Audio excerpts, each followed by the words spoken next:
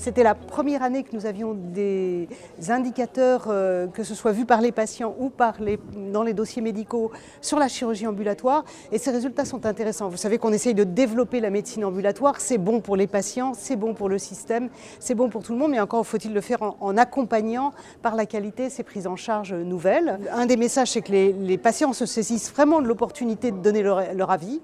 Il y a un taux de réponse au questionnaire qui est important. Deuxièmement, que les points faibles qui sont vus, qui sont repérés par les deux, c'est-à-dire à la fois l'avis des patients, par ISATIS, et les indicateurs de qualité recueillis par la Haute Autorité de Santé. Nous comptons étendre tout ce qui est indicateur de résultats plus que de processus.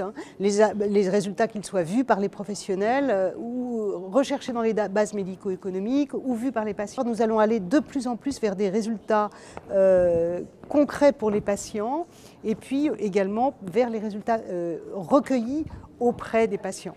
C'est un des axes forts de façon à engager le patient le plus possible. C'est vraiment une priorité pour nous parce que c'est une source d'amélioration de la qualité globale du système.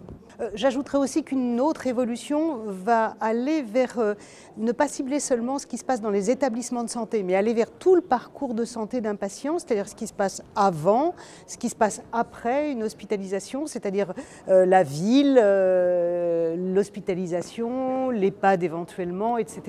De façon à avoir des indicateurs de qualité du parcours, parce que c'est souvent les interfaces qui se passent mal pour le patient, qui sont source de difficultés.